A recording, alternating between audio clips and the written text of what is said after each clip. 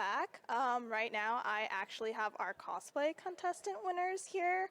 I am Marium. My pronouns are she, her. I'm with the Twitch team, and I'll let the cosplay contestants introduce themselves. Who wants to go first?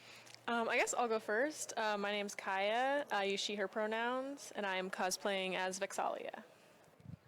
Hi, my name is Wendolynn. I use she, her, and I am cosplaying as Willow Park from the Owl House.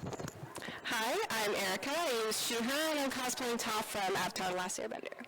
Can I just say I love your cosplays. I was watching the cosplay contest, and I was like, maybe I should get into cosplaying, but I'm probably not as talented as you folks. Honestly, I do it for the fun of it. I've always liked dressing up, like Halloween, that kind of stuff, and cosplay was just another excuse for me to do that. So, in my opinion, it really, honestly, it's not about talent. It's about, just enjoying it, and a lot of it for me is being in character and stuff like that is really fun. I will say that if you like Avatar, apparently most of the Avatar costumes are at Spirit Halloween, so you don't need to have any skill in making cosplays. You can just buy one and show up. I could be Katara next year, but also cosplaying is 24/7, 365 days a year, Halloween. Yes. Absolutely. Which is the best part. Yeah, dressing up is always fun. So speaking about cosplays, could you each tell me more about your cosplays? Like, how long did it take you to make them? What materials you used? And what was your favorite part in making your cosplay?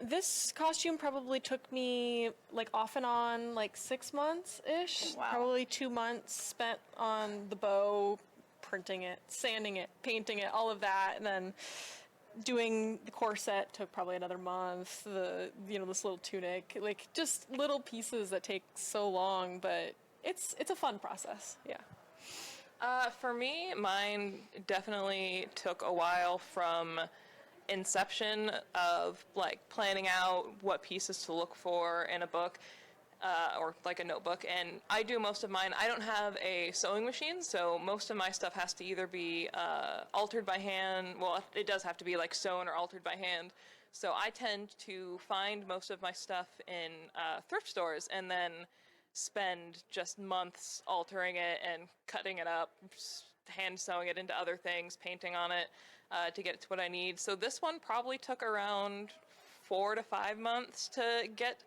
going. The staff itself took almost a month and a half, I think, between finding the materials for it, again, planning out how to do it, and then fighting with processes that didn't quite work right. So this cosplay took about 4 months off and on, starting with Caya there being like, hey, let's go to a convention. I have no one else to go with. And I was like, well, it's in 4 months. I should be able to figure something out. And then I got burnt out because I couldn't figure something out. And then we got a break. And then, so off and on, 4 months, maybe total a month and a half if I were more experienced and managed to get everything right the first time. Okay, so it sounds like no matter what path you choose and how, if you're starting completely from scratch or you're thrifting, finding things, or figuring out your cosplay, it takes a lot of time and effort. Yes. How about financially? We don't keep track of that. It's good. It qualifies as an expensive hobby. Yeah. Yes. Oh, yes. It most definitely. Thrifting makes it a little easier, especially if you're hopping from store to store. But even in the end, there are some things that you just can't find at a thrift store.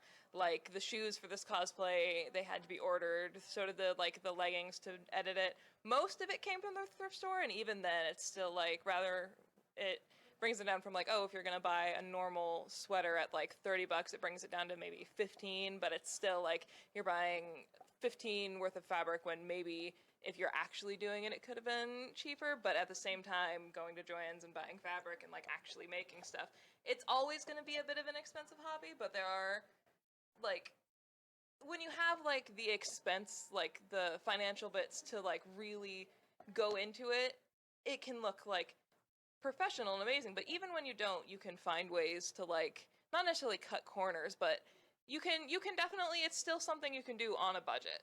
Yeah. It depends on what your goals are. If your goal is to cosplay, not the making the cosplay. If it's to cosplay and that's what you want, you want that weekend where you go to con, then I think it can get pretty cheap comparatively, because you'll be looking for the most affordable way to look like the character you want to look like. But if you enjoy the process of making the cosplay, it will get expensive quick because you'll be like, I don't need to buy that mask. I can make that mask. I can learn how to make masks. Oh, yeah. Oh my God. I will say, you can find fabrics at thrift stores. I'm working on a Pike cosplay right now. It's all blue, and I found like something like 4 or 5 yards of blue fabric for like $3. And I was like, this is the way to go. Marks on them. I mean, it's not perfect. But Honestly, sometimes you will find like the perfect bargain, and you'll have like, it'll be on the back burner like years in the future. You'll be like, maybe I'll do this guy someday, and then you're at a thrift store and you see something, and you're like, well, that's the next one that's happening. So we talked about the challenges of cosplaying. Could you tell me what is your favorite part of cosplaying, or like what was your favorite part of making the cosplay that you have on now? My favorite part about this was really, this was like my first project where I really was like, okay, I'm gonna try to make everything. So I really had to learn how to use a sewing machine, not just on normal fabric, but also on like this like pleather material.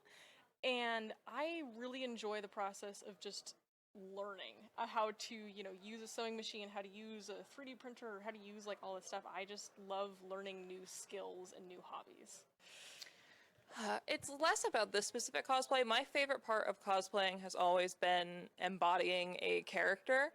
I have always loved stuff like various forms of role-playing, making your own characters, D&D, that sort of stuff. Like, putting yourself in a situation where you can be someone else and you can be creative with that. And that has always been my favorite part of cosplaying, is that oftentimes, like, yeah, you're dressing up and, like, you're not going to be in character 24/7. Usually you're only that if you're doing, like, a skit or photo shoot or something. But also, it allows you to put yourself in, like, a headspace, especially when doing photo shoots. You can not necessarily escape, but you can be a character that you love for a little while. And it's an incredible experience. And moving on to the most challenging part of going back to this cosplay specifically, it was definitely this guy right here. He is a palisman staff made of a broom handle, tinfoil, far too much air dry clay, and a lot of paper mache that came in last minute, because it was supposed to just be air dry clay, and then the air dry clay would not stop cracking, and I had to figure out a way to seal it, and that was where the last ditch effort of paper mache and spending about 4 hours covered knee to foot and hands and just glue. And not with clay. It looks like it paid off, though. It looks Thank you. really well. So the question was, wait, was it difficult or favorite? Favorite part. Okay. Either cosplaying or your current cosplay, getting to your current cosplay. So, kind of two, because one someone already stole. Learning is really fun. If the cosplay doesn't look difficult, I'm not interested. Like, it's just, I want the new skills, just like to practice, like just stretch my brain a bit. I'm so, like, my work is science. I'm, hopefully I'll find another job in genetics, but a lot of research, and like that stretches one part of my brain, and now I want the creative aspect. But other than that, it's the imagining, especially like live action, you don't really get much to imagine. But if you have a cartoon like Avatar, just like looking at Toph and being like, okay, I mean, I know the animators couldn't add that much detail because they had to animate it. I get why they wouldn't add some embroidery or some texture or shiny stuff.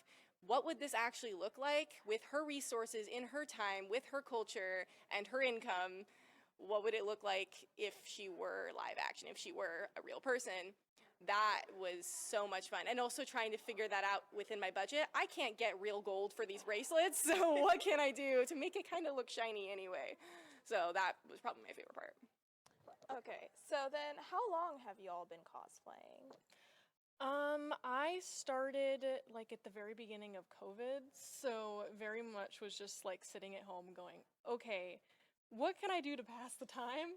And turns out cosplaying, you can spend like 50 hours just sitting there straight at a sewing machine. So yeah, right around COVID. Yeah. I have been cosplaying for pretty much not too long, but I believe I started at 2018 at my very first GeekGirlCon with the most shoddily slapped together Bill Cipher cosplay you can imagine. Okay, just like an aside, Kaya, that makes so much more sense because we went to the same high school together, and she's 2 years younger than me. So when COVID happened, I was already long gone, and I didn't have any cosplay buddies in high school. No wonder. I was like, why did I never run into you before? Why didn't you do that before? But I've technically been doing it since 2014, but COVID happened and I stopped. So instead of starting and being creative like all y'all, I just got depressed and didn't do anything. So I guess like total, it's 5 years, but if you're the year I started, it'd be 2014. So I feel like I asked this question before I should have asked the question I'm asking now, but what got you into cosplaying? I think I know your answer a little bit. Yeah. COVID. Yes. Yeah. Also, I actually got my sewing machine from my grandma. So she's the one who kind of taught me how to sew in the beginning, and I really, really appreciate that. And she's kind of the reason I know how to sew now. And so every single time I finish a project, I send it to her, and I get so much joy that she also enjoys what I'm making, and I'm like, I'm doing good with her sewing machine that she used to have. So that's a good feeling for me. For me, I was one of those kids that sort of raised themselves on the internet. So you sort of grow up neck deep in nerd culture. You hear about conventions when you're like 12 years old on Tumblr, and you hear about them talking about like, oh, putting together these costumes, and you see pictures of conventions where it's all these characters that you love. And the first time I ever went to a convention, it was by accident. I don't know how we got in. We didn't have passes. It was just, I believe, an Emerald City Comic Con that we somehow slipped into for about an hour with my dad. And I was so excited to see everyone around that I made it my goal to like, oh, I really want to go to like a convention one day for real. And that was GeekGirlCon 2018 for me. I was just dead set. I was like, that's what people do at conventions. They cosplay. So I want to do it too. I want to dress up. I want to dress up as these characters that I really like. And that's where it started. It wasn't great because again, it's like a 16-year-old slapping together her first thing for the first time.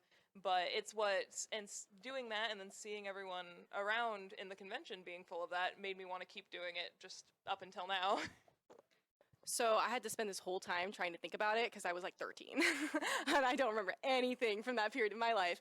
I think it was cosplay videos. I think it was like the music videos. Oh my God, Is that still a thing people do? I've seen a few. Oh my God, I can't. I was just like, oh my gosh, I think it was one of those. And I was like, whoa, they made a music video and they look like the characters.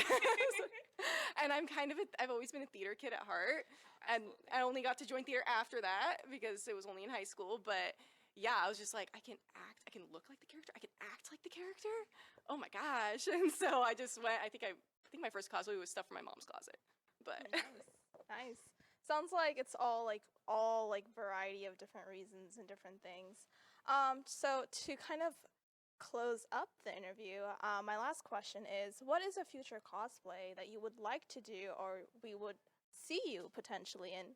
And then where can our community members find you on like social media or like a website or anything? Feel free to promote yourself, your winners, of course. Okay. My username on Instagram is Caya Cosplay. As for future cosplays, I have very briefly mentioned it, but I'm doing Pike also from Critical Role. And that one will be very interesting because I'm having to learn how to do armor. So again, I love learning new skills. So I saw the armor and I was like, you know what? I might not be able to do it, but I can give it a try. So I might be wearing that next year. I have a few up-and-coming ones. There has been one that has been brewing in the back of my closet since COVID started that I am actually finally debuting tomorrow. I have a fondness for old pixel horror RPGs, specifically the game Eve, and ever since it came out, I've been a super fan of it from like 12 years old, and I'm finally being able to cosplay Gary from it tomorrow. And in the future, honestly, I don't have too many plans right now. I'd love to do something from a lot of like niche stuff. I find is some of the more fun cosplays. I'd love to do something from Half-Life VRAI, or even try my own hand at one of the cosplays we saw a fellow contestant up there today do, the slime spirit from Generation Lost. I'd love to try my hand at that one because there's just so much that would have to go into it. You'd have to figure out how to, there's so much technical and prop making that would go into it that I'd love to try my hand at. My socials pretty much across the web are Pigeon on a Chair on, yes, Pigeon on a Chair on Twitter, Instagram, and TikTok. I believe my Tumblr right now is PDove Enthusiast. And yeah. How did you get those handles? I really like pigeons, and I changed my username a while ago to reflect that one meme, the one journey meme, the whoa, we're halfway there, whoa, pigeon on a chair. And I just stuck with it because I really like pigeons, and it sort of stuck across all social media. That's great. So I made my Instagram, well, I used to have an Instagram, and then I looked back on it, and I was like, wow, I was 13, and an interesting character. So I made a new Instagram about a few weeks ago, so there's like 2 photos. But it's Boomerang Ding. So instead of boomerang, it's ring, and then ding.